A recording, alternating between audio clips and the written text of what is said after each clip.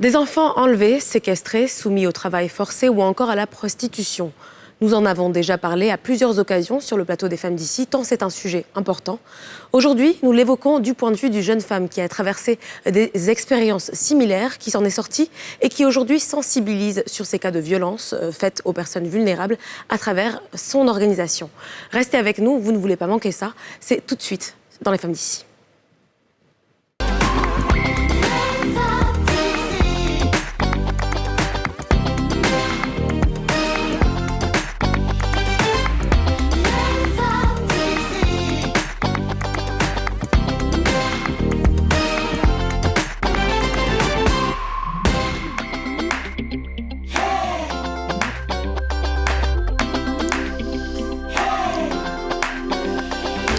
Bonjour à tous et bienvenue pour ce tout nouveau numéro des Femmes d'ici sur NCI, votre rendez-vous 100% féminin et 100% franc-parler. Bonjour les filles, comment ça va? Ça va bien, merci. Et vous? Vous allez bien? Très très bien. D'accord. Alors aujourd'hui, on parle d'un sujet qui est vraiment sérieux. Sensible. Ouais, qui est sensible. Tu as la place des sensibles à l'heure là. C'est vrai. C'est un sujet qui est très sérieux, l'enlèvement des enfants. On en a parlé, on en a reparlé, mais c'est bizarre, c'est un truc qui continue. On n'en parle pas assez, voilà, malheureusement. Alors, est-ce que vous pensez qu'il y a quelque chose qui peut être fait pour freiner l'enlèvement des enfants? C'est très compliqué parce que la plupart du temps, même quand il y a des enlèvements, on retrouve les enfants, mais c'est rare qu'on retrouve les auteurs. Ouais. Donc ça, c'est compliqué déjà en termes d'action de justice ou quoi. Mais je pense que c'est de vraiment sensibiliser les enfants et les parents. Par exemple, quand tu vas à l'école, tant que je ne suis pas venue te chercher ou qu'un membre de la famille n'est pas venu te chercher, ne suis pas un inconnu, ne parle pas aux inconnus dehors. À part ça, c'est assez compliqué, je pense. Ouais, je pense que le travail doit vraiment être fait au niveau de la sensibilisation, effectivement. L'information, la sensibilisation des personnes et des franges de la population qui sont concernées. C'est-à-dire que si jamais on sait que, par exemple, il y a des régions de la Côte d'Ivoire ou même de la sous-région qui sont particulièrement concernées par le phénomène, il faut aller plus vers ces personnes-là, leur expliquer les risques que leurs enfants encourent, et puis que les enfants soient conscients de ce qui peut leur arriver, qu'ils soient peut-être plus vigilants, ce qui n'est pas évident pour une jeune personne. Mais c'est ça, en fait. Sachant qu'aujourd'hui, il n'y a pas que les enfants qui se font enlever. Hein. Non, bien sûr, les enlèvements, oui. C'est ça, moi, je vous rejoins toutes les deux, mais en même temps, c'est tellement compliqué. J'ai l'impression qu'il y a des parents qui savent, mais les enfants, même souvent, tu as l'impression qu'ils sont trop têtus. Tu vas parler à ton enfant, mais oui, tu parles à l'enfant là jusqu'à... Il ne comprend pas. C'est incroyable. Moi, j'ai vu plein de parents. Les coups, ils vont jouer. Oui, forcément. Et si tu l'empêches, ses amis vont lui dire non, il faut laisser ça. Tes parents sont trop compliqués. C'est ça le problème. Donc, je pense que c'est difficile de contrôler. Et je pense que si, par exemple, comme tu as dit, les auteurs étaient retrouvés, qu'ils étaient vraiment punis, que ça servait d'exemple, ça allait peut-être mieux aider pour freiner. Parfois, ce sont des réseaux. Et donc, il faut démanteler aussi les réseaux. C'est trop compliqué. Surtout qu'on dit que c'est quand les élections approchent que ça commence. C'est vrai, la plupart du temps. Je dis ça, je ne dis rien. La plupart du temps, c'est pour des rituels, c'est vrai. Ah, c'est ça. C'est vrai. Bon, alors, comme tous les jours, nous, on vous a posé la question et aujourd'hui, on vous a demandé qu'est-ce que vous pensez, qu'est-ce qui peut être fait, pour freiner l'enlèvement des enfants? On écoute.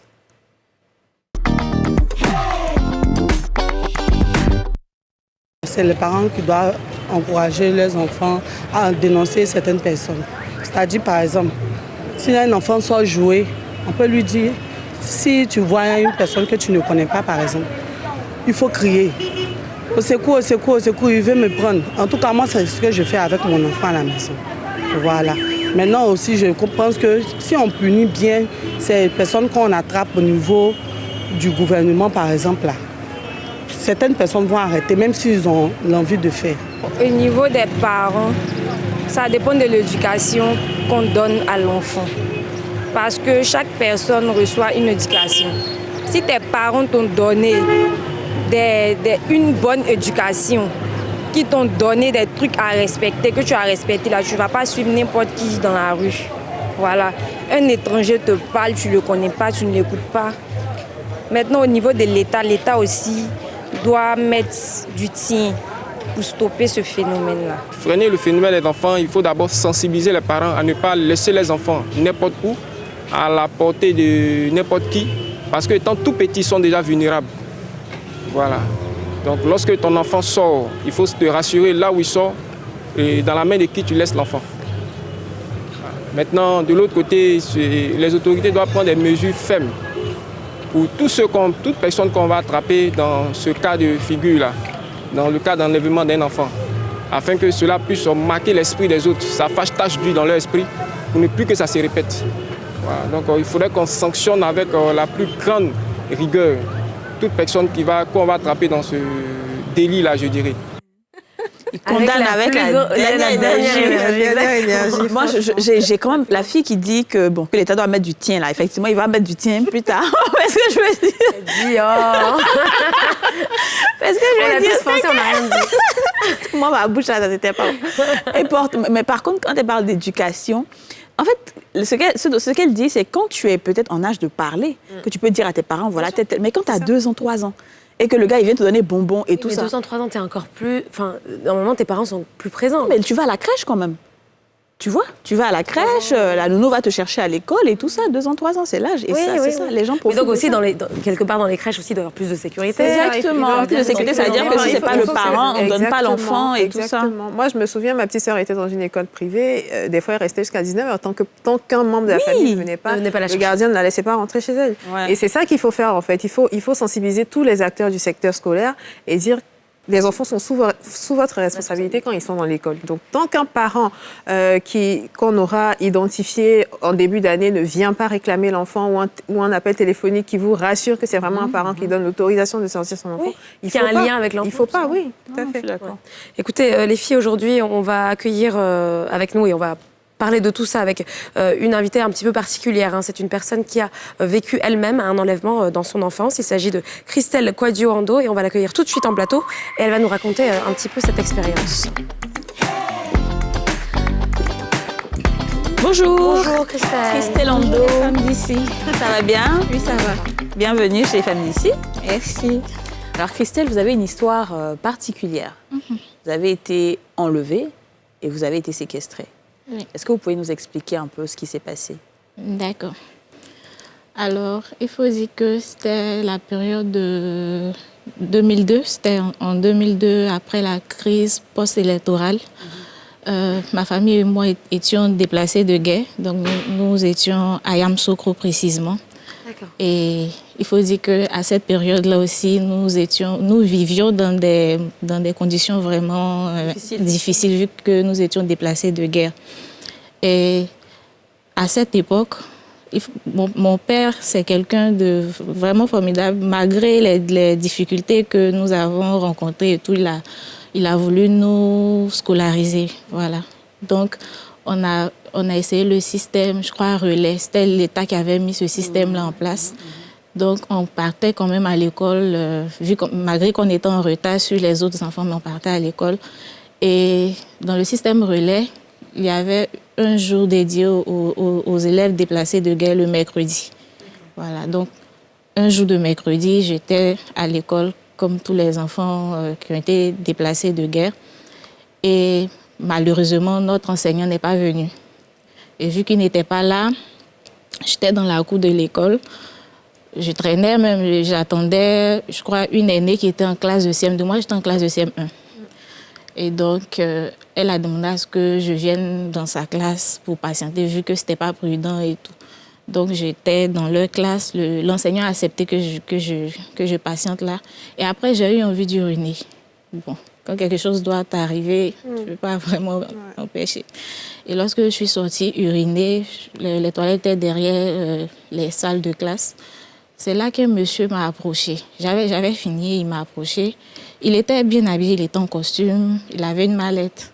Donc moi, bon, étant petite, j'ai... Pas de soupçon. Voilà, et j'ai pensé que c'était un parent d'élève, par exemple.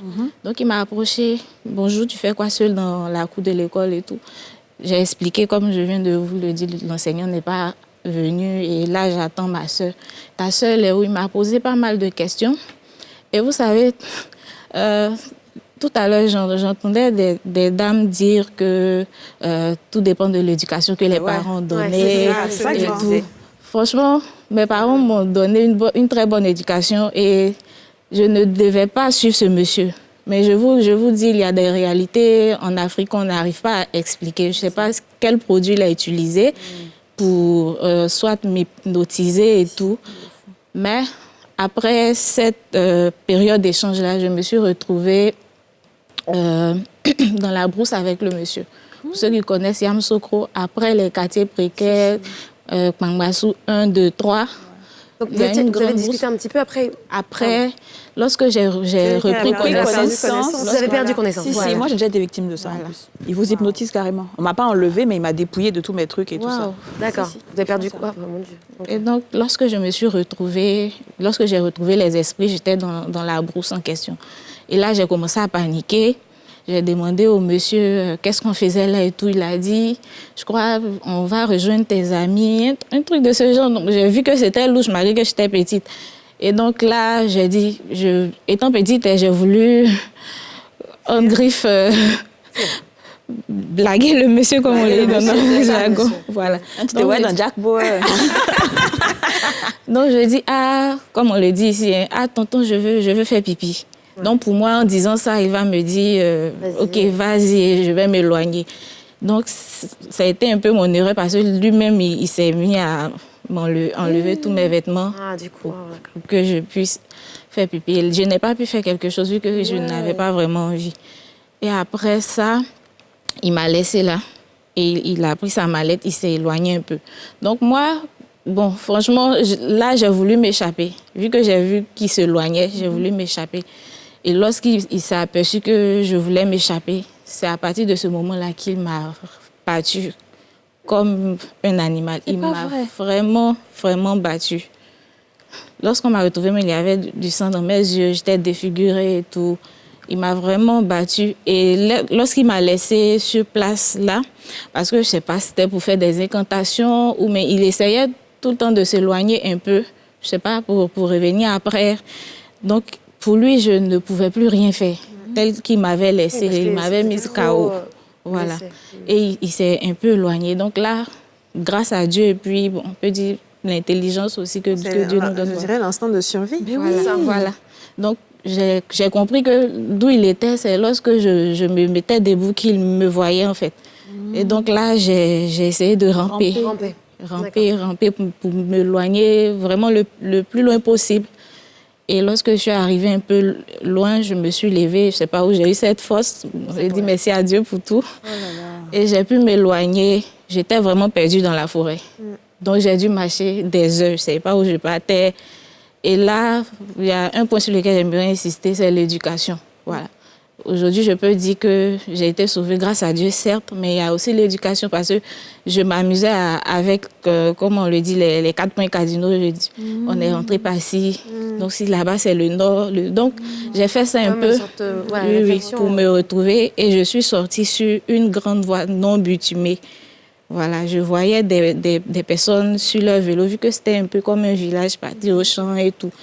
Et lorsque je suis sortie sur la voie, je savais qu'on était venu un peu dans ce sens-là. Donc moi, j'ai automatiquement couru pour partir dans le sens opposé, vu qu'on était comme ça. Ouais. Donc je suis partie dans le sens contraire, j'ai couru. Et là, je suis arrivée quelque part où j'étais épuisée. Je suis tombée. J'avais même perdu connaissance. Et c'est là qu'un monsieur m'a récupérée. Voilà. Vraiment, je ne le connaissais pas. Il m'a récupéré, il m'a vu, il essayait de me réanimer un peu. Qu'est-ce que tu fais là? Je ne pouvais pas parler. Il y avait du sang partout dans la bouche, dans les yeux. Je ne pouvais vraiment rien dire. Et pour me débarrasser un peu de lui en griffe, il a dit, c'est ta soeur qui t'a fait ça. J'ai fait comme ça. Pour ne plus qu'il me pose des questions et tout. Donc là, lui, il a laissé même son vélo et il m'a soulevée. Il m'a soulevée pour au moins savoir si des gens vont me reconnaître et tout. Donc, il m'a fait passer un peu dans des familles, on ne me reconnaissait pas. J'étais vraiment bien. Voilà. Et c'est dans une cour où il y avait, je crois, une petite, une amie avec qui je faisais l'école du dimanche à l'église, qui m'a reconnue. Donc, lorsqu'il a demandé, personne ne m'a reconnue. Donc, on avançait. Et elle a dit, mon petit nom, lorsque j'étais enfant, elle a dit, Baby Chou. Et quand j'ai tourné la tête, c'est là qu'ils ont su que c'était moi. Moi, je ne savais même pas comment faire pour retourner chez moi parce qu'on était vraiment loin. Et c'est un peu grâce à ma maman parce qu'à l'église, elle était responsable des femmes et tout. Donc, c'est ce qui a fait que j'étais un peu connue par les enfants, tout ça. Donc, ils ont envoyé un pagne, fermé ma tête, m'envoyé en famille et tout. C'est là que voilà, les parents m'ont retrouvée. Et puis, on m'a envoyé à l'hôpital. Ils m'ont demandé si le monsieur m'avait violée. J'ai dit non, mais ils n'ont pas tout de suite cru vu que j'étais petite. Donc, ils ont eu à faire des vérifications. Dieu merci, je n'ai pas été violée. Mais j'ai quand même été traumatisée. J'ai dû stopper l'école sur une bonne période. Voilà. Ouais. Donc, c'est un peu ça. Finalement, ça aurait pu se passer autrement si vous n'avez pas réussi à vous échapper, en fait. C'est ça. Ouais. Et c'est ce qui arrive pour Parce beaucoup d'enfants. Parce que dans la mallette, il avait des instruments, il avait des couteaux, ce genre de choses. Donc franchement, je m'attendais... Voilà, on s'attend au pire. Oui, voilà, je m'attendais au pire. Je ne pensais même pas pouvoir m'en sortir. Je me souviens, pendant qu'il me battait, je criais « Jésus, sauve-moi ». Franchement, c'était la fin. Voilà. Oh là là. Et après, est-ce que quand vous avez arrêté l'école, est-ce que vous avez eu un accompagnement particulier ou c'était juste les soins médicaux?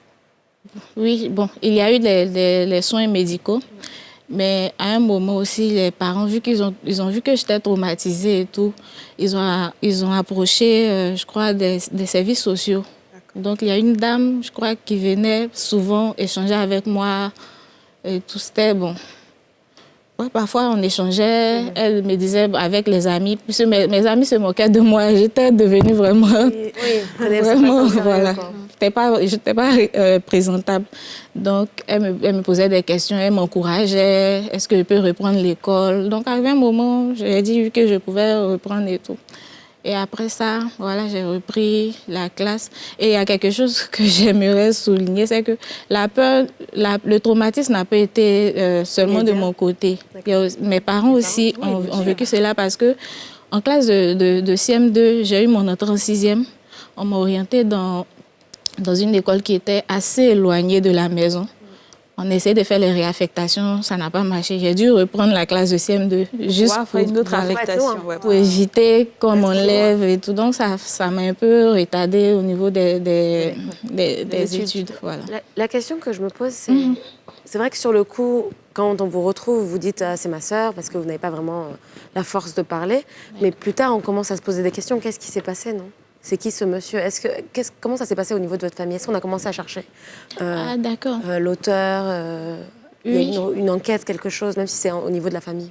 Oui, il y a quand même eu une petite enquête au niveau même de la famille. On essayait on me demandait comment est-ce qu'il était. J'essayais de décrire. Ils essayaient de faire des rapprochements. On a même été au commissariat pour porter plainte. Et après la plainte, je crois, la période, ils avaient trouvé des criminels. Voilà, ils avaient trouvé de ce type. Ils m'ont demandé une fois, on s'est rendu une fois au commissariat pour que je puisse identifier les personnes, mais je n'ai pas reconnu le monsieur. Voilà. Et l'école, est-ce qu'à un moment, l'école s'est sentie un peu responsable? Parce que comment quelqu'un a pu rentrer dans l'école comme ça et puis vous prendre, en fait? Bon, au niveau de l'école, c'est vrai, ça fait un peu longtemps. Je ne sais pas trop si peut-être les parents on parlait avec on parlait avec les responsables. Il faut carrément interdire l'accès. Mais si oui. tu n'es pas enseignant, tu n'es pas parent d'élève, tu fais quoi dans Florent, tu te promènes dans l'école. Surtout que c'était une journée porte ouverte, donc on s'est dit que peut-être c'est pour ça qu'il y avait beaucoup de monde. Non, c'était un mercredi. C'était un mercredi. Mais c'était une journée dédiée aux enfants. Voilà. Un jour de cours. Un jour de cours. Oui. Donc le portail était ouvert. OK.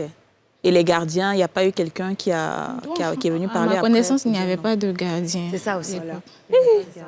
En fait, l'intérieur du pays et Abidjan, c'est deux poids, deux mesures, en fait. Vu que c'est un groupe scolaire aussi, souvent, il y a un peu de négligence, souvent. Donc, c'est un peu ça. Et vous-même, psychologiquement, comment est-ce que, c'est-à-dire après, sur le reste de vos études et tout ça, quel a été vos rapports avec les autres quand vous voyez un homme comme ça aujourd'hui? Enfin, pas aujourd'hui, mais je veux dire dans cette période-là, quand vous voyez un homme et tout, comment ça... Bon, il faut dire qu'après l'enlèvement, j'ai connu une période assez sombre. Parce que j'étais renfermée sur moi. Même avec des filles, ce n'était pas évident. Parce que j'ai fait un lycée de filles et j'ai fait le lycée Mami Adjoa de Yamoussoukro. Ce n'était pas vraiment évident. J'avais peur des hommes. Je me souviens même dans des taxis, quand j'empruntais un taxi, j'étais toujours proche de la portière, en fait, pour toujours sauter. En tout cas, j'étais vraiment traumatisée, renfermée sur moi. Et ça m'a rendue assez timide. Ça m'a rendue assez timide. Je n'arrivais pas vraiment à m'exprimer sur certaines choses et tout. Mais c'est avec le temps que j'ai dû travailler cela, avec l'aide des parents aussi. Voilà. Donc, étant à l'école, j'essayais de souvent être chef de classe, me mettre au devant de certaines choses pour pouvoir surmonter cela. Et donc, après le bac, lorsque j'ai intégré l'INPHB de Yamoussoukro, j'ai eu des amis vraiment formidables qui m'ont motivée. Et en cycle ingénieur à l'ESCA, j'ai un ami, Chalé Kwame, c'est le cofondateur même de l'ONG en question. Avec lui, j'ai beaucoup échangé, il m'a motivée, il m'a vraiment montré que je pouvais réaliser de grandes choses et tout. Et c'est à partir du cycle ingénieur que j'ai pu commencer à expliquer. Et j'ai remarqué... Oui. Et j'ai remarqué que plus j'expliquais à mes connaissances, à mes amis, ça me libérait vraiment. Voilà, je devenais une nouvelle personne et tout. Donc, j'ai décidé de sortir de ma cachette et d'en parler aujourd'hui. Voilà. Vous avez très bien fait d'ailleurs. Vous avez bien fait, Christelle. Alors, on va continuer justement à en parler, à parler aussi de vos activités aujourd'hui, pour libérer la parole peut-être d'autres personnes. Ce sera juste après une courte page de pub. Ne bougez pas, on se retrouve tout de suite.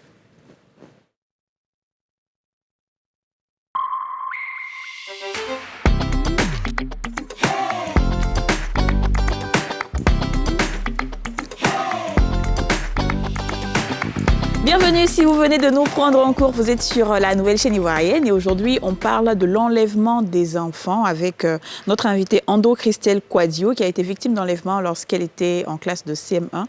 Et en première partie d'émission, tout à l'heure, vous nous avez parlé un peu des circonstances dans lesquelles vous avez été enlevée. C'était très, très, très poignant. Et du coup, ça vous a donné l'idée de créer une ONG, de pouvoir aider d'autres personnes, de pouvoir sensibiliser surtout. Vous pouvez nous parler un peu de la création de l'ONG? D'accord. OK. L'ONG Smiling Africa, Our Dream. Il faut dire que j'ai eu l'idée de créer cette ONG-là, comme je l'ai dit, étant à l'ESCA en cycle ingénieur. Après échange avec mon ami en question, Chalé Kwame, qui m'a vraiment motivée et tout. L'objectif principal de l'ONG, comme le nom l'indique, c'est d'apporter le sourire. Donc, Smiling Africa, Our Dream, l'Afrique souriante, notre rêve. Donc, on rêve de voir le sourire, ce sourire que moi, j'avais perdu pendant une bonne période dans mon passé. On avait décidé comme ça d'apporter ce sourire aux couches vulnérables. Donc, il y a des enfants, des femmes aussi. Voilà. Maintenant, ce qui concerne le lien entre mon enlèvement et la création de l'ONG, il faut dire qu'on a un projet de... Bon, déjà, j'ai commencé la rédaction, mais faire sortir un livre qui raconte l'histoire en détail pour être un peu comme un exemple vis-à-vis de ces enfants avec un français assez... Voilà, un français pour les enfants. Voilà, c'est pour les enfants. Et en même temps, dans ce livre-là, on fera des sensibilisations. Voilà, des sensibilisations, des tournées aussi de sensibilisation. Et mon rêve, c'est de voir ce livre-là disponible dans les écoles primaires parce que je me dis que le changement doit se faire dès le bas âge. Certes, on va éduquer les parents, mais lorsqu'on essaie de sensibiliser les enfants retiennent beaucoup. C'est ce que les enfants retiennent beaucoup. Donc, leur montrer des techniques. Je crois certaines personnes ont proposé tout à l'heure le fait de crier au secours, ce genre de choses. Il y en a qui ne savent pas, en fait. Ils ne savent pas forcément ce qu'il faut faire. Ils ne savent pas ce qu'il faut faire. Et puis aussi, concernant ceux qui ont déjà été victimes, leur montrer peut-être des méthodes pour s'en sortir. Voilà. Il y en a qui ne savent pas qu'il y a des services sociaux qui existent, qui suivent des enfants après ce genre de cas. Voilà, ces services existent en Côte d'Ivoire. Donc, il va falloir les mettre en relation et tout. Avec ces personnes. Donc, c'est... Mais pour l'instant, vous n'êtes pas encore sur le terrain. Comment? On a commencé, bien sûr, comme je l'ai dit, depuis la création, depuis 2018, nous avons fait des actions de dons dans des orphelinats, ce genre de choses. L'année passée même, on a lancé un projet dénommé Learn by Smiling.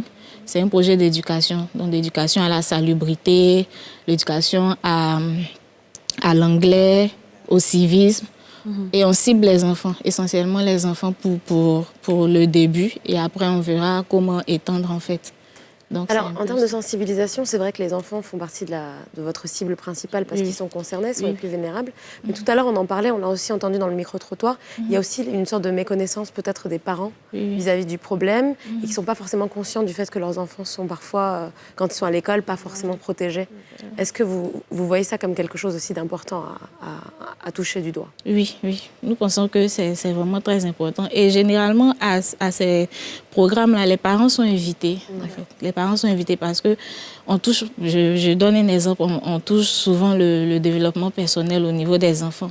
Donc, les parents sont invités, ils viennent voir un peu de quoi leurs enfants sont capables, ce genre de choses. Donc, je pense que c'est important d'associer aussi les parents à cette sensibilisation-là. Mais du coup, moi, j'ai envie de vous reposer la question qu'on a posée à notre public quand on a demandé comment freiner ça. Parce que si ce n'est pas une question d'éducation, ce n'est pas une question de les parents, et tout, c'est quoi? Donc, ça dit si ça doit arriver, ça va arriver? Ou bien, qu'est-ce que vous pensez? Comment est-ce qu'on peut freiner?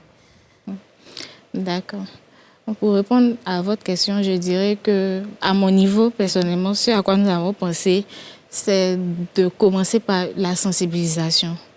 Voilà, par la sensibilisation vis-à-vis des parents, des enfants aussi, des enfants surtout, parce que souvent les enfants même informent leurs parents de certaines choses et tout. Donc, les enfants, des parents, voilà, c'est un peu ça. Parce donc, il ne faut pas que les enfants se retrouvent seuls. Parce que quand on dit ils informent les parents, vous n'avez pas pu informer votre parent. Ça s'est fait tout de suite, là, en un laps de temps. En fait, l'information dont je parle, je le dis souvent, les enfants même font des rappels à l'ordre à leurs parents, en fait. Donc, je veux dire, on peut toucher les enfants qui pourront toucher leurs parents aussi. Je donne un exemple dans les cas de sensibilisation sur les questions d'insalubrité. Lorsqu'on sensibilise les enfants et tout, ils ont la connaissance. Et très souvent, un enfant verra sa maman jeter les ordures. Il va dire non, maman, on ne fait pas ça. C'est un peu dans ce sens-là que je disais. Pour que les parents soient plus organisés. Comment? Pour que les parents soient plus organisés. Voilà. Maintenant, c'est vrai, la sensibilisation seule ne suffit pas. Et l'éducation des parents aussi. Certains parents donnent, comme je l'ai dit, moi, c'était mon cas. On m'a dit ce qu'il fallait faire et tout. Mais face au monsieur, je ne savais vraiment pas quoi faire. Je ne sais pas quel produit il a utilisé aussi pour m'endormir, pour que je puisse le suivre jusqu'à dans la brousse, en fait. Donc, je me dis que il y a des cas où, franchement, c'est déplorable de le dire ici, mais on ne peut rien faire, en fait. On ne peut rien faire. Et même quand on ne peut pas être partout. On peut pas. Non, c'est difficile, moi, je sais. À moins d'avoir peut-être des espaces beaucoup plus sécurisés, c'est-à-dire au niveau scolaire. Mais comme tu disais tout à l'heure, c'est l'école, voilà. C'est ça, c'est censé. Et puis, il y a aussi des régions qui sont peut-être plus... Et ce truc d'hypnotiser, là, c'est vrai, hein? Oui, non, moi, c'était incroyable. J'ai donné le téléphone, j'ai donné l'argent. De toi-même? Il y a longtemps? Oui, j'ai donné. Il y a peut-être 5 ans à 6 ans. J'étais encore chez mon papa. Non, peut-être, ouais, on va dire 5 ans à 6 ans, c'est trop. Peut-être 7 ans à 8 ans, par exemple. J'étais allée acheter quelque chose à la boutique et j'ai pris le téléphone de ma sœur parce qu'en ce moment-là, je n'avais pas de téléphone. Je prends le téléphone de ma sœur, je vais à la boutique et je rencontre un monsieur. Et le pire, c'est qu'il me dit ça va, tu t'appelles Kadi Touré, est-ce que tu es la nièce de tante? Il connaît des choses sur toi. Tu as telle tante qui est ici, tu as telle tante. Il te dit des choses dont tu as l'impression que tu le connais et tout. Et puis maintenant, tu ne sais pas dans quel coup. Et puis tu lui donnes, il te prend et tu prends. Et puis il te dit. Tu perds connaissance. Et tu oublies ce En fait, c'est pas comme si tu tombes, mais tu n'es plus toi-même, en fait. Tu n'es plus toi-même, tu tombes pas, hein, tu as arrêté là et tu lui donnes tout et il te dit, moi, il m'a dit, compte combien de lampadaires. Au 5e lampadaire, tu te retournes, je vous jure. Et moi, comme une bête, je compte les lampadaires jusqu'à arriver au 7e, je me rends compte que l'argent de mon papa, téléphone de ma soeur, il a tout donné, j'ai dit. Mais j'ai rentré comment à la maison? Mon papa est militaire, il me frappe. Hey! Ah, mais c'est pas ta faute, ça va frapper. Quoi? Après, c'est vrai que c'est pas comme ça que... Mon papa, là, il peut jamais croire ça. Non, mais c'est vrai que c'est malheureux. En plus, comme je disais tantôt, il n'y a pas que les enfants qui sont concernés par les cas d'enlèvement, il y a aussi des adultes. Est-ce que dans votre programme, vous élargissez ça aux adultes? Bon, pour le moment, on cible les enfants. Voilà. Pour le moment, on cible les enfants. Et il faut dire que c'est vraiment un travail de terrain. Et Dieu merci, au sein de l'ONG, on a pas mal de membres qui ont intégré. On a des bénévoles, les membres actifs, les membres d'honneur. Donc, les femmes d'ici peuvent être membres d'honneur. Et on peut dire l'effectif est estimé à environ 350 membres. Donc ça fait que ça fait que pour les histoires de sensibilisation dans les écoles, dans les orphelinats, on arrive quand même à vraiment mobiliser. Et vous ratissez large à travers le pays? Vous dites? Vous allez partout dans le pays? Oui, partout dans le pays. Et je tenais à signifier aussi que nous sommes représentés, au niveau de l'ONG, nous sommes représentés dans d'autres pays. Nous sommes au Burkina, au Congo également. Est-ce que quand les gens perdent leurs enfants, comme on voit beaucoup sur les réseaux sociaux, qu'est-ce que vous faites? Est-ce que vous aidez aussi à retrouver? Est-ce que vous avez des contacts avec la police? On a des contacts de la police, on peut dire les plateformes qui sont sur les réseaux sociaux. Donc, on essaie de partager, d'alerter.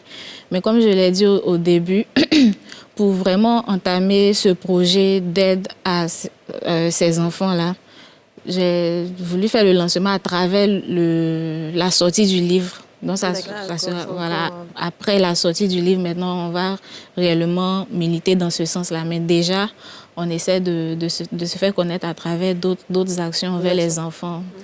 Et le livre, c'est prévu pour quand, alors? C'est en cours, c'est pas facile, j'imagine, d'écrire. Si, c'est pas facile, vu qu'il y a aussi le boulot et tout ça.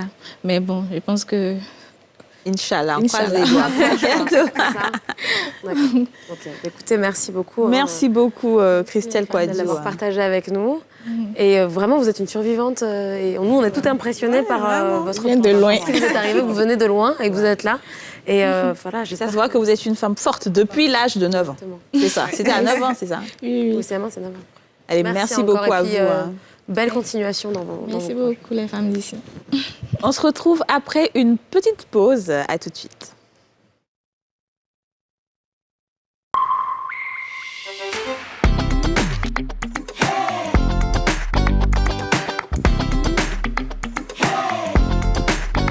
Bienvenue à vous si vous nous rejoignez sur le plateau des Femmes d'ici. Les Femmes d'ici, c'est du lundi au vendredi dès 13h05 sur la nouvelle chaîne ivoirienne, le numéro 4 de la TNT ou le numéro 204 du Bouquet Canal. Continuez à nous suivre quotidiennement. On va passer à présent à la Minute Culture présentée par Didja.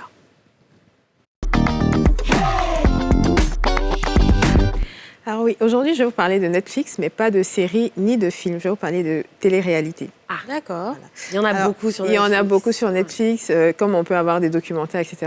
Et on sait qu'il y a un grand public qui aime beaucoup la télé-réalité. Je plaide coupable. Yes. En tout cas, à la télé-réalité Made in USA. J'aime beaucoup la télé-réalité, les émissions américaines, contrairement aux émissions françaises.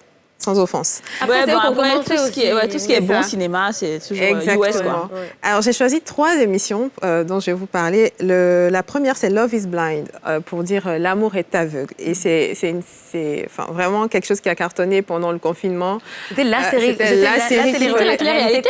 Voilà, c'était une télé-réalité. Je vais vous laisser regarder un petit extrait et puis on revient. Oh, j'ai la chair de poule.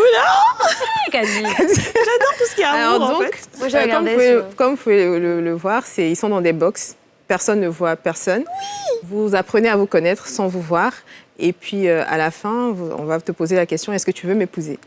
Alors, après, tu choisis la personne. Tu choisis la personne que tu veux et ensuite, on te demande si tu veux m'épouser. En gros, c'est que après tout ce que tu as entendu sans me voir, est-ce que ma personnalité suffit à tout convaincre? Ça, c'est très dangereux, ça. Non, mais c'est surtout que ça veut dire que tu dois choisir. Tu dois accepter avant de le rencontrer. Si.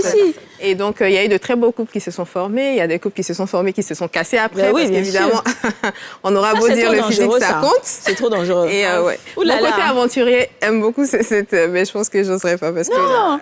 Il y a des gens, quand ils te parlent, c'est comme, généralement, il y a beaucoup de gens qui sont à la radio, là, quand ils te parlent, leur voix est chic et tout. Mais quand tu le vois en vrai...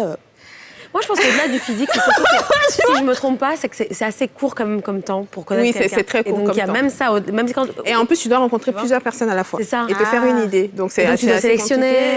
C'est intéressant. Un peu comme le Bachelor, quoi, mais version sans... Mais après, ce que j'ai compris, apparemment, c'est que quand ils finissent, ils acceptent de se marier, tu vas rencontrer la famille et tout. Oui, tu rencontres la famille, tu te maries. Et vous commencez à vivre ensemble. En fait, c'est après le mariage que vous apprenez à vous connaître normalement. C'est l'inverse. Ouais. C'est là les problèmes commencent. C'est là où les vrais problèmes commencent. Tu vas pas dire il faut pas spoiler parce qu'il y en a qui n'ont pas vu. Ouais. Mais donc non, mais c'est sûr que ça va regarder. Qui finit avec qui. Qui finit avec qui. C'est très intéressant. Et il y a des couples qui sont très phares sur les réseaux sociaux parce qu'ils se sont mariés, ils sont restés ensemble. Waouh. Faut pas les suivre. Par contre, si tu suis, tu sais qui. C'est ça. Faut pas les suivre. Faut pas aller les follow. Faut regarder avant de les follow. Si ça marche pas, tu peux prendre un autre. Non. Ah non. Il n'y a pas d'option. Il n'y a pas d'option. On passe ensuite à The Circle. The Circle, c'est un peu ma série préférée en ce moment. C'est ce que je regarde. Et on est déjà à la 2e saison. En fait, c'est très simple. C'est, encore une fois, les réseaux sociaux. Sur les réseaux sociaux, on peut être qui on veut. Donc, des personnes se retrouvent dans des appartements et ils doivent interagir sur les réseaux sociaux, sans se voir. Donc, à travers les photos, les statuts qu'ils postent, etc., tu dois te faire une idée de la personne qui est en face de toi. Est-ce que cette personne, elle est vraiment ce qu'elle prétend être ou est-ce que c'est un catfish? Et il y a beaucoup de catfish, malheureusement, qui gagnent parce qu'ils savent y faire, ils savent se jouer des autres. Voilà. D'accord. Donc, encore Mais une tu sais fois, que tu es dans un jeu. tu sais que tu es dans un jeu, Okay. absolument. Tu sais que tu es dans un jeu. Donc, Et tu à joues un la rôle, clé, quelque part. en fait, il y a de l'argent. Donc, soit tu viens en tant que toi et tu assumes qui tu es, soit tu te dis, je suis pas trop belle, je vais prendre la photo d'une autre personne et me mettre derrière cette Et l'objectif, personne. c'est de gagner de l'argent ou c'est de trouver l'amour? L'objectif, c'est de gagner de l'argent et de démasquer les catfish. démasquer. Donc, c'est pas du tout pour mettre... Non, c'est pas du tout un truc de couple, c'est vraiment pour dire aux gens que tout ce qui... L'apparence est trompeuse et qu'il ne faut pas se fier aux apparences sur les réseaux sociaux. Ça a l'air bien Et puis on vicieux, ça. termine avec Too Hot to Handle. Alors ça, J'ai vu passer, mais je n'ai pas encore regardé. c'est vraiment une série assez sexy et assez coquine. C'est des célibataires qui se retrouvent tous ensemble dans une villa et le principe, c'est que vous pouvez vous plaire, vous pouvez tout faire, mais vous ne devez pas vous toucher. Ah bon? Voilà, il y a une grosse cagnotte. Vraiment des concepts. Et si, par exemple, tu fais un bisou à un tel, il y a l'argent qui diminue, sachant que c'est l'argent du groupe. L'argent diminue. L'argent diminue, oui. C'est Pourquoi je vicieux, comprends ça pas aussi. Parce que vous Mais n'êtes pas pourquoi on censé est là, vous en toucher. fait? Mais pourquoi on est là? C'est la Vous résister n'êtes à la pas tentation, censé... c'est ça. Voilà, exactement, c'est de résister à la tentation. Mais on se plaît. Bah oui, bah donc vous veux l'argent ou vous pas gérez. C'est soit tu veux avoir un contact physique, soit tu veux de l'argent. Et la plupart sont là pour l'argent. Ben oui. Donc, Et en c'est plus, très j'imagine compliqué que le et truc, c'est que ça crée des animosités. Parce que si jamais tu déconnes, C'est ça. et que tu perds de l'argent pour les Exactement. autres, ils t'en veulent. Mais je peux vicieux. t'assurer que beaucoup ont déconné. Allez voir. C'est sûr, c'est pas possible. Et puis j'imagine, je regarde-les, c'est sûr ouais. qu'ils vont déconner. Ils font exprès de prendre des personnes Ils font exprès de physiquement prendre- Tout à fait. agréables à Oui, regarder. très, très belle personne, oui.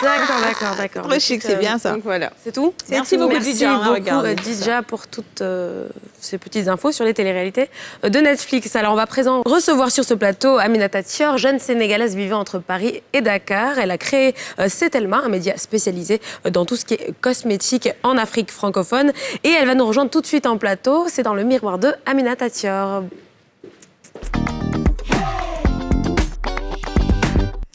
Bonjour Aminata. Bonjour Aminata. Vous allez Ça va bien? Bien et vous? Ça va. Le séjour à Abidjan se passe bien? Trop bien. Très bien. C'est rare que les C'est gens... rare que ça se passe mal. Non, que ça se passe Ah mal. oui, c'est clair, c'est clair. Mais Non, c'est mais pas- c'est... Enfin, Abidjan est doux. Mais c'est pas... C'est Exactement. vraiment pas Non, une c'est expression, c'est la vérité. C'est vrai, Donc, c'est vrai. Ça fait combien de temps que vous êtes là? 4 jours? Ah d'accord. Ok. Alors, vous avez monté Setelma, Oui. qui est donc cette plateforme qui donne de l'information sur tout ce qui est secteur des cosmétiques, de la beauté en Afrique. C'est ça. Pourquoi cette idée? Expliquez-nous un petit peu. Parce que il y a 4 ans, quand on venait d'arriver sur le marché, il n'y avait pas encore beaucoup d'informations pour les femmes qui recherchaient des informations de qualité sur où trouver le dernier MAC à Abidjan, où trouver le dernier L'Oréal à Abidjan, à Dakar. Parce qu'il y avait beaucoup de contrefaçons sur le marché. Beaucoup de femmes qui partaient en Chine, qui achetaient des produits de contrefaçon qui venaient déverser sur le marché africain, alors qu'à côté, on avait nous, des femmes qui recherchaient les originaux. Et du coup, voilà, il manquait des informations de qualité de ce type-là. Et du coup, je me suis dit que je vais lancer un petit média sur WhatsApp où on va donner de ce type d'informations aux femmes. Sauf qu'en creusant, je me suis rendu compte qu'en fait, que c'est un peu plus important que ça. C'est pas juste donner des informations utiles. Il y a beaucoup d'entreprises qui sont dans le domaine de la beauté et des cosmétiques, qui ont des instituts de beauté, qui ont des marques de cosmétiques, beaucoup d'entreprises étrangères qui veulent s'implanter sur l'Afrique. Et je me suis dit que je vais mettre une plateforme où on aura 2 cibles. Informer les consommateurs qui recherchent des produits de beauté pour leur peau et leurs cheveux, des produits de qualité, mais aussi informer les entreprises qui sont dans le secteur ou des porteurs de projets qui veulent se lancer dans le domaine de la beauté et des cosmétiques. Et donc 2 cibles, des consommateurs, mais aussi des entreprises. Donc B2C et B2B. D'accord. Et ces produits cosmétiques, c'est des produits qui sont seulement donc, en Afrique ou à l'extérieur, en Côte d'Ivoire, dans quel pays? Déjà des produits made in Africa. Okay. En fait, le marché aujourd'hui, il est partagé par les marques africaines. et les marques internationales. Les marques africaines sont plus concentrées sur tout ce qui est produits naturels, notamment pour la peau et les cheveux. Les marques internationales, c'est le maquillage, c'est le skincare aussi, c'est les parfums. Et du coup, aujourd'hui, ces deux types d'acteurs étrangers et nationaux se partagent ce marché-là. Donc les produits, c'est tous les produits en fait. On utilise tout. Ouais, tout ce qu'on utilise en fait. C'est ça, tout ce qu'on utilise. L'essentiel que ça soit sur le continent. D'accord. Okay. Et quels sont les pays que vous visez et pourquoi? L'Afrique francophone, parce qu'on est africaine francophone. C'était normal. Ça commence par soi. C'est ça, déjà. Ça, c'est de un. De deux, il y avait beaucoup moins d'informations en Afrique francophone. L'Afrique anglophone, déjà, il y a beaucoup de marques de cosmétiques africaines qui existaient à l'époque. Il y avait beaucoup de médias spécialisés dans le domaine de la beauté et des cosmétiques. En Afrique francophone, on n'avait pas de médias, mais vraiment focus. Quand je dis focus, nous, c'est vraiment beauté. On ne fait pas de mode, pas de lifestyle, c'est vraiment beauté, spécialisé beauté. Et ça n'existait pas quand on venait d'arriver. Et du coup, le besoin était là. Donc, c'était un peu une évidence de mettre en place ce média-là. Alors, pardon. Donc, ce que je voulais savoir, c'est est-ce que c'est toujours sur la plateforme ou est-ce que vous organisez des rencontres? Oui. Vraiment, pour que les gens se rencontrent, puis qu'ils puissent tester les produits, les voir et tout ça? Alors, on a un forum, l'Africa Beauty Forum. Cet Allemagne est né en 2017 et en 2018, il y avait ce besoin d'organiser un forum qui rassemble tous les acteurs de la beauté et des cosmétiques, mais aussi les acteurs des autres secteurs. Pourquoi ? Parce qu'il nous faut une industrie de la beauté et des cosmétiques en Afrique francophone. Et pour une industrie, il ne faut pas juste des acteurs qui sont dans le domaine de la beauté et des cosmétiques. Il faut des maquilleurs professionnels, il faut des photographes, il faut des gens qui s'occupent de la logistique, il faut des gens qui s'occupent de l'informatique, il faut des investisseurs, il faut aussi les gouvernements africains. Enfin, c'est tout ce beau monde qui constitue une industrie de la beauté. Et donc, ce forum qu'on organise, c'était une nécessité. On l'a vu dès qu'on est arrivé sur le marché. Et du coup, ça permet aux consommateurs de découvrir les marques proposées par les marques africaines, les produits proposés par les marques africaines, mais aussi les produits proposés par les marques internationales. Ça permet également aux différents acteurs, c'est-à-dire acteurs de la beauté, qu'ils puissent échanger, faire des contrats avec les acteurs des autres secteurs. Par exemple, que les acteurs de la beauté puissent trouver des entreprises de logistique qui puissent assurer leur livraison. Ou par exemple, des acteurs de la beauté qui puissent trouver des informaticiens ou des entreprises de services qui leur fournissent des machines pour leur comptabilité ou des logiciels pour leur caisse, des trucs comme ça. Donc voilà, c'est tout ça que vous organisez. C'est ça. Alors, en termes d'actualité, vous avez également écrit récemment et publié un rapport. Oui. Le rapport autour de justement l'industrie, entre guillemets, de la cosmétique ou du cosmétique africain. C'est ça. Vu qu'on ne l'a pas encore lu, dites-nous qu'est-ce qui ressort de frappant, d'important dans ce rapport? Plusieurs choses. La première chose déjà, c'est les chiffres. Il n'y avait pas de données. C'est le premier rapport sur ce marché-là dans le domaine de la beauté depuis que ce secteur existe. Et c'était vraiment quelque chose qui nous manquait. Donc, pouvoir évaluer ce secteur-là, pour nous, les entreprises qui sont dans ce secteur, pour qu'on sache le potentiel qui existe, parce qu'il y a des milliards qu'on doit aller chercher. Voilà. Ensuite, pour les gouvernements africains, pour qu'ils soutiennent davantage ce secteur-là, pour qu'ils ne le dévalorisent plus comme c'était. Mais c'est vraiment important. Et que c'est un secteur créateur d'emplois. Surtout ça. Et jusqu'ici, ça, c'est assez négligé. Mais aussi, encore une fois, pour les investisseurs, parce qu'ils ont tendance plus à aller sur les autres secteurs comme la santé, l'agriculture, tout ça. Alors qu'à côté, on a le domaine de l'artisanat, donc là où on dépend, nous, la beauté, où des entreprises existent, créent des emplois et qu'il faudrait soutenir pour créer des championnes nationales, continentales, voire internationales. Donc la partie investissement. Et enfin, les porteurs de projets pour qu'ils ne se lancent plus comme ça dans le vide, dans ce secteur, sans avoir des données et des informations. Et dans ce rapport, ils trouveront les chiffres des segments skincare, maquillage, produits capillaires naturels et parfumerie sur l'année 2020, mais aussi les projections d'ici 2025. Ils trouveront les besoins des consommatrices. Qu'est-ce que les consommatrices africaines francophones recherchent sur ce marché-là? Quels sont leurs besoins? Quels sont les produits dont elles ont réellement besoin? Ils trouveront aussi les opportunités du marché. Parce qu'il y a des choses aujourd'hui, il y a des segments beauté qui ne sont pas du tout exploités. Et qu'il faudrait aller récupérer les milliards qui sont dans ces segments-là. Donc voilà, un milliard qui revient. Il y a beaucoup de milliards. Ce que moi j'ai envie de savoir, c'est quand il y a beaucoup de gens aujourd'hui qui créent leur marque de produits cosmétiques en Afrique et tout. Mais quand tu es une marque de produits comme ça, que tu n'es peut-être pas connue, comment tu fais pour avoir accès à la plateforme de Aminata? Est-ce que c'est payant? Est-ce que non, c'est juste de la pub comme ça? Super question. Super question. Non, super question. Jusqu'à présent, on le fait gratuitement. D'accord. Sauf que j'ai... Ça va changer. Oui, c'est ça. Forcé. En fait, forcé, parce que quand j'ai commencé cette album, j'étais toute seule. Je faisais tout, en fait, tous les métiers. J'écrivais, j'éditais, j'allais chercher l'information, découvrir les marques. C'est comme ça que je connais, j'ai tous ces réseaux de marques, parce que j'ai commencé seule et j'écrivais. Et moi, à la base, je suis une créatrice de contenu, je suis une journaliste. Écrire, aller chercher l'information, c'est ça ma passion. Et raconter les histoires des... Raconter les histoires de ces entrepreneurs, c'est ça qui me passionnait. Sauf qu'aujourd'hui, j'ai une équipe, il faut les payer. Exactement. Elles vont aller chercher l'information, elles vont écrire, publier, machin, tout ça. Et ça se paye. Et donc, du coup, aujourd'hui, il y a des articles qui sont sponsorisés, donc payants, et il y a des articles qui sont gratuits. D'accord. Donc, voilà. Très bien. Donc, Aminata, je vais te soumettre à un petit jeu qu'on a ici, un petit questionnaire. D'accord. Ça s'appelle l'interview tac au tac. D'accord.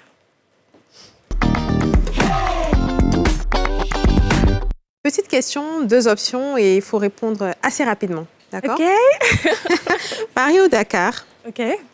Pardon, j'ai pas entendu. Paris ou Dakar? Entre les deux, le choix. Paris ou Dakar? Oh, Dakar! Tiaboudienne ou Aloko Poulet? Tiaboudienne. Café ou thé? Thé. Talon ou basket? Talon. Fossile ou faux ongles? Aucun des deux. Rouge à lèvres ou mascara? Rouge à lèvres. OK. Matin ou soir? Soir. Je n'ai que ton Et une question un peu plus difficile. Abidjan ou Dakar? C'est compliqué. Les Sénégalais à dos non plus, quoi. Ouais. C'est compliqué. Bon, les deux, non? Merci.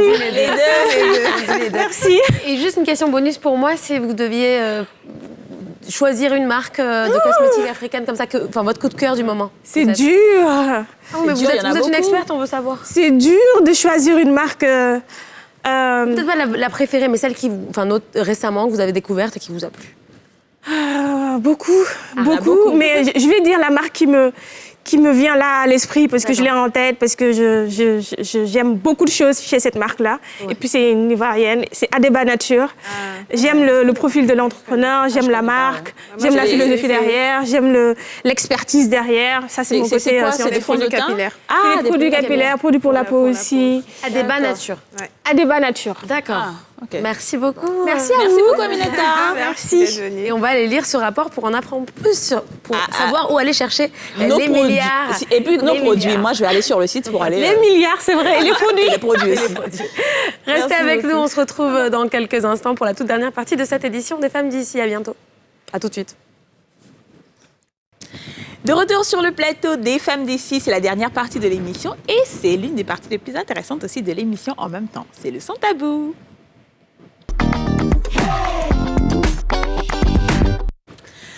Alors, aujourd'hui, on va poser une question. La question est, la jalousie est-elle une preuve d'amour? On a fait un sondage, 70% de personnes ont répondu oui et 30% de personnes ont répondu non. Mais pour que vous puissiez bien comprendre la question, on écoute cette petite chanson de mon camarade Dadju. Alou, qu'est-ce que vous pensez? Alors, j'aurais tendance à dire oui, un peu quand même. Ouais. Que quand tu aimes une personne, tu n'as pas envie qu'elle parle à n'importe qui, tu n'as pas envie que n'importe qui ait accès à elle. Enfin, c'est ton ouais, quoi. C'est ça. Après, montrer de la jalousie de temps en temps, je pense que c'est rassurant aussi dans le couple. Ça montre qu'effectivement, il y a de l'intérêt, que ce que je fais t'intéresse, que tu as peur de me perdre aussi. Donc, c'est important de montrer un peu de jalousie de temps en temps. Et ça pimente aussi la relation. Ouais. Je pense que tu as tout dit. En fait, c'est le dosage. La jalousie, je pense que ça doit faire partie du couple. dans les deux sens. Faut pas que ce soit un conjoint ou un époux qui est super jaloux alors que l'autre est très relax. Et donc, du coup, tu te sens toujours un peu acculé, accusé, et tu te sens pas libre, en fait. Si c'est dosé des deux côtés, c'est-à-dire qu'effectivement, tu montres de l'intérêt, tu t'inquiètes de ce que fait ton épouse ou ton époux, et tu as peur de la perdre parce que tu sais qu'elle a de la valeur, tu sais qu'elle pourrait être, il ou elle pourrait être, appréciée et volée. Et donc, du coup, tu fais tout tu déploies les efforts. Mais en fait, ça doit se concrétiser par des efforts, justement, dans le quotidien. C'est-à-dire que comme tu es jaloux, au lieu de faire des scènes, ta jalousie, ça doit s'exprimer par l'attention. Ouais, je suis d'accord. Genre, qu'est-ce que tu fais, t'es où, tout ça. Voilà, je suis d'accord. Et donc, pour répondre à la question, la jalousie est preuve d'amour. Moi, en tout cas, de mon cas, c'est ça. Il faut que tu sois un peu jaloux. Moi, j'aime les personnes jalouses. Après, il y a la jalousie et la possessivité, c'est pas la même chose. Où on t'interdit de voir des amis, t'as pas de vie sociale. Non, ça, c'est pas la même chose. Mais genre, pourquoi est-ce que t'as duré? T'es où? On t'envoie des messages, est-ce que tu arrives au travail? Mais oui, ça, c'est bien, tu t'es allé. C'est la jalousie, tu penses? Oui, ça, c'est de la jalousie. Parce que là, je t'ai appelé, tu étais en ligne, pourquoi t'as pas raccroché le téléphone pour me prendre? Ah ouais? Tu vois, c'est comme de la jalousie aussi. Oui, c'est pourquoi est-ce que t'as trop duré longtemps au téléphone avec le gars là, avec la gola et tout? Oui, genre, ça, c'est de la jalousie. Dès que t'as un petit rapport, dès que tu parles avec un homme, il va tout de suite te poser des questions, même si c'est... Ouais, c'est ça. Genre, c'est qui et tout. Est-ce que t'es sûr que, ou bien genre, quand vous sortez, attends, je vais me mettre sur mon 31 parce qu'on sait jamais, je veux pas que tu tombes amoureuse d'un gars là-bas et tout ça, tu vois. Et c'est pour ça même que les pervers narcissiques, comme ils le savent, et nous les femmes, on aime ça. Donc, les pervers narcissiques là, ils font semblant d'être jaloux parce qu'ils savent que les femmes aiment ça. Tu vois. Donc, ils créent, alors que ce que tu fais, ça ne l'intéresse pas du tout. Hein. Non, les pervers, je pense qu'il y en a qui sont justement, au contraire, ils peuvent pas le maîtriser. C'est une maladie, limite. Non. Chez les pervers narcissiques, c'est peut-être de la manipulation, parce qu'ils savent que c'est ce que tu veux, parce qu'en fait, tu ne représentes pas grand-chose, mais c'est pour tapater, là, il fait beaucoup de jalousie. Donc, la jalousie est une preuve d'amour. C'est trop chic. Oh, la jalousie, c'est trop chic. Par contre, c'est chic à faible dose. Parce que honnêtement, je vais parler pour moi, j'aime me définir comme un esprit libre, en fait. J'aime pas ressentir de la pression de tu fais quoi, avec qui, en fait. Je suis un être humain libre. J'ai le droit d'interagir avec d'autres êtres humains. Y compris du sexe opposé. Y compris des hommes. Donc, c'est pas parce que... Après, ça, c'est le comportement des hommes en insécurité totale. Non, pas du tout. Non, elle a raison. La possessivité. La possessivité, c'est le comportement des personnes. Mais la jalousie normale, c'est le comportement de tout homme qui aime. Ça n'a pas... Oui, je suis d'accord. Je suis pas sûre que ça veut dire que quand t'es pas jalouse, tu n'aimes pas. Hein. Non, il y a des personnes qui ont un comportement qui ne manifestent pas la jalousie. Peut-être qu'ils vont ressentir, mais ils vont se dire après, bon, OK, je lui fais confiance peut-être. En fait, c'est ça le problème, là, me faire confiance. Là, moi, c'est ça mon problème. C'est-à-dire que moi, je dis faux. Tu me fais confiance, je suis tout à fait d'accord. Mais sois jaloux. Je comprends pas. Donc, en fait, tu me fais confiance. Limite, si le gars est à l'aise, il n'a qu'à faire semblant un peu. Ah oui. Et toi, tu fais pareil. Oui. Et donc, en fait, il faut que vous disiez, ouais, pourquoi tu fais ça? Non. Franchement, que ça soit pas genre de la mise en scène et tout. Ok, c'est honnête, mais quand même, il faut que ça vienne. Parce que cette affaire de totale confiance, je te fais totalement confiance. Donc, moi, je sais par exemple que je sais que si on m'ignore, ça me saoule. Mais oui. Donc, si tu m'ignores, je te rentre dedans. Mais oui, regarde Didja, par exemple, tu sors pour aller au dîner avec tes amis, avec ton patron, et puis il vient. Ah, ça s'est bien passé. Bon, allez, bisous, bonne nuit. Ou tu es hyper sexy, t'es en train de sortir et même pas il fait genre ah ok tu vas sortir comme ça, même pas il ok vas-y. Oui voilà, au moins qu'il fasse genre c'est ça le concerne. Et je pense que moi dans mon cas je suis rarement on a tous un petit degré de jalousie, je pense, un minimum. Sûr, Mais c'est vrai que moi, en général, ça s'exprime pas dans des scènes, tu vois, c'est plus genre des questions. Mais c'est vrai que c'est plutôt dans les sorties un peu nocturnes. Et puis bon, si jamais effectivement la personne est sortie très fraîche, tu dis bon. Ouais, c'est ça. En vrai, tu devrais le ressentir. Tu devrais le ressentir quand t'aimes la personne, oui. Et puis tu sais que la personne a de la valeur aussi. C'est ça. Tu n'as pas choisi n'importe qui. Exactement. Donc quelque part, elle peut être appréciée par d'autres personnes. Oui, et elle est appréciée par d'autres personnes. Voilà. Et ou bien quand la personne que toi. Sois jaloux. Il y a des concurrents, sois jaloux. C'est ça que je dis. Il faut mais par contre les scènes quoi, non, moi c'est pas des scènes où on t'insulte, tu vois, où on te crie dessus pourquoi tu as fait ça. Après les scènes, je pense que ça c'est un degré au-dessus et que c'est vraiment. Mais tu sais qu'il y a beaucoup de personnes qui sont jaloux. Plus que là, ce dont on parle, c'est très modéré, c'est la moyenne, c'est genre, c'est mignon. la jalousie, tu sais, un peu maladive, qui s'exprime dans le comment dire, dans les contraintes, dans le fait que toujours, dès que tu sors, tu es stressé parce que tu sais que quelqu'un va t'appeler. Et même quand ton téléphone sonne, on veut savoir avec qui tu parles, H24, c'est qui. Regarde, mais moi, en mettant en vidéo, je connais des personnes qui font ça. Oui, j'en connais aussi. Tout de suite, parce que en fait, t'as aucune confiance, vraiment. Ça, voilà, t'as vraiment aucune confiance. Et ça, je pense que ça, c'est la maladie. Tu peux pas te mettre avec une personne comme ça. C'est là où je parle d'insécurité, parce que c'est parce que tu te sens pas en sécurité avec la personne que tu as tendance à vouloir contrôler, que toi-même, tu te fais pas suffisamment confiance pour te dire que je suis aimée de cette personne-là, donc je ne cours pas de risque. Donc tu es tout le temps en train de mettre la main sur elle. Tu es où, tu fais quoi?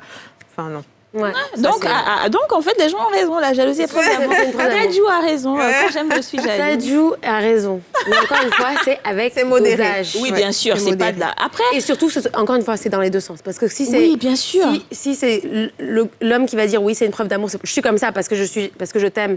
Et en fait, c'est pour t'empêcher de vivre. Parce que ça, il y a ça. Il y a ça aussi. Un argument pour te serrer, en fait. Et après, les femmes vont dire ah oui, mais c'est parce qu'il m'aime. Ouais, non, c'est pas ça. Il y a des femmes aussi qui sont très, très jalouses, très positives. Et les femmes, on voit ça beaucoup plus. Moi, je pense que les hommes sont plus indifférents que les femmes. Oui.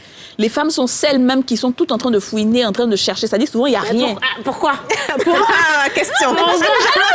Parce qu'elles sont traumatisées par le comportement de cette gente. Si tu viens comme ça, comme il y a une fille qui disait, l'agent, il rentre à la maison, lui, son téléphone est toujours comme ça. Genre, ça, moi, j'aime pas ça. Ça, c'est le mauvais comportement des gens. Mais c'est ça. Pourquoi tu renverses ton téléphone? Comme ça. Mais je pense que ça doit être comme ça. Faut qu'on sache qui fouiller aussi. Non, fouiller, non. Mais dépose ton téléphone. Non, dépose ton téléphone avec honnêteté. Alors, c'est une question. Vous fouillez dans les téléphones? Alors, fouiller dans le téléphone, oui, de temps en temps. Non, pas fouiller parce que, parce que c'est pas genre, ton téléphone, c'est mon téléphone, donc du coup, je vais faire une recherche, c'est rien.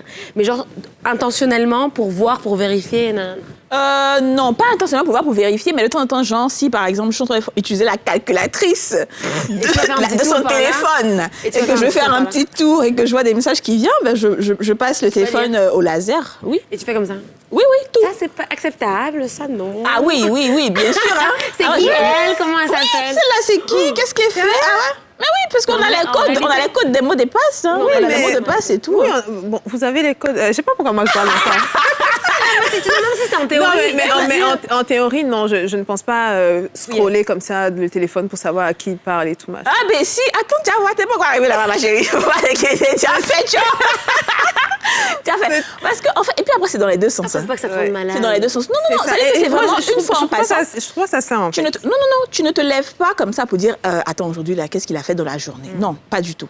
C'est-à-dire que c'est de temps en temps, genre, une fois en passant, tu prends le téléphone, tu tombes dessus. Ou bien, par exemple, le téléphone est là devant toi et puis il y a un message qui vient. Laisser la curiosité, moi, ça m'a déjà arrivé. Et si tu es tombé, et si tu tombes sur le jour où peut-être une ex a envoyé, tu me manques et tout. Ben oui, tu poses des questions. Mais c'est pas sa faute, là. C'est son ex. Donc, du coup, il aura une réponse. Voilà. Mais effectivement, il y en a qui font ça tous les jours. Non, du lundi au vendredi, c'est genre limite. Mais tu sais quoi? Donne-moi ton téléphone, tu sais c'est quelle heure. Voilà. Tu sais quoi? Ce que moi j'ai compris aussi dans cette histoire-là, et ce qui fait que, bon, par exemple, moi j'ai peut-être une jalousie peut-être très, très, très modérée, mais alors là, maintenant presque plus maintenant, c'est parce que quand tu as l'impression que ton conjoint fait de la réticence et te donne pas des informations, là, c'est là que tu veux chercher. Ouais, c'est vrai. Si jamais le téléphone est là. Moi, par exemple, là, pour mon mari, là, il a mon code, j'ai son code. Lui-même, il me dit que ton téléphone, là, c'est pour toi. Et non, il dit, moi, mon téléphone, c'est pour moi, mais lui, son téléphone, c'est pour nous deux. Donc, ça veut dire que je peux aller fouiller comme je veux. Mais toi, tu fouilles comme tu veux. Tu vois? Mais quand c'est comme ça, tu mais quand c'est comme ça, là, non, tu ne vas même plus fouiller, même. En fait, ça te dit plus rien d'aller chercher. Ça me fait un truc parce que ça veut dire que... Je me perds un peu. Mais ça veut dire que si tu prends le téléphone de ton mari quotidiennement pour fouiller et tout, c'est là où il va faire de la rétention d'informations. C'est là où il va supprimer les messages qu'il reçoit. Alors que quand tu n'as pas l'habitude, il s'en fout. Il se dit, bon, de toute façon, ma femme... Non, mais tout est une affaire de base. Si à la base, là, c'est open comme ça, tu n'as même pas l'intention d'aller fouiller. Tu sais, généralement, quand quelque chose est ouvert, là, tu ne vas pas prendre. C'est quand on te cache, là, c'est là que tu vas chercher. Je pense que quand le téléphone est retourné, déjà, tu te dis, pourquoi? Si la personne est toujours un petit peu, genre, en train de prendre un appel dans un coin, ça pose des questions. Quand c'est très open, quand tout le monde connaît le code de l'autre, quand on est un peu libre, tiens, attends, je vais faire un calcul, et puis tu n'es pas en mode, ah, qu'est-ce que tu cherches? Voilà.